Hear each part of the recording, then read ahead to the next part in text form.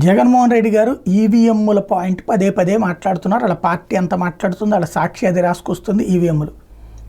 ఈవీఎంల విషయంలో నేను మొట్టమొదటి నుంచి ఒకటే చెప్తూ వచ్చి ఈవీఎంలు కరెక్ట్, దాన్ని అనవసరమైన వివాదం. ఎవరైనా ప్రూవ్ చేస్తే నో డౌట్ ప్రూవ్ చేయమని ఓపెన్ ఆఫరే ఇచ్చింది ఎన్నికల సంఘం. అది పక్కన పెడితే పోనీ బ్యాలెట్ ఆధారంగా ఎన్నికలు అనుకుందాం. మండలి ఎన్నికలు ఈవీఎంల ఆధారంగా జరగవుగా. గ్రాడ్యుయేట్ మండలి ఎన్నికలు జరిగినటువంటి సందర్భంలో 3కి 3 కూడా ఆనాడు తెలుగుదేశం పార్టీ గెలుపొందింది, భారీ మెజార్టీతో గెలుపొందింది. వైఎస్ఆర్ కాంగ్రెస్ పార్టీ భారీ పతనాన్ని నమోదు చేసుకుంది. అది 3 నెలల ముందు జరిగినటువంటి ఎన్నికలే, కానీ దాన్ని గుణపాఠంగా తీసుకోలేదు. మరి అప్పుడు బ్యాలెట్లలోనే కదా వేసింది ఓట్లు, బ్యాలెట్ల మీదనే కదా జరిగింది ఎన్నికలు.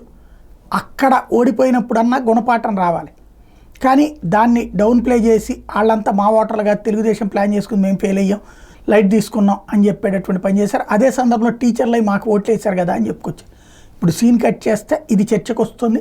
అవి బ్యాలెట్ ఎన్నికలే అనేది గుర్తుకొస్తుంది.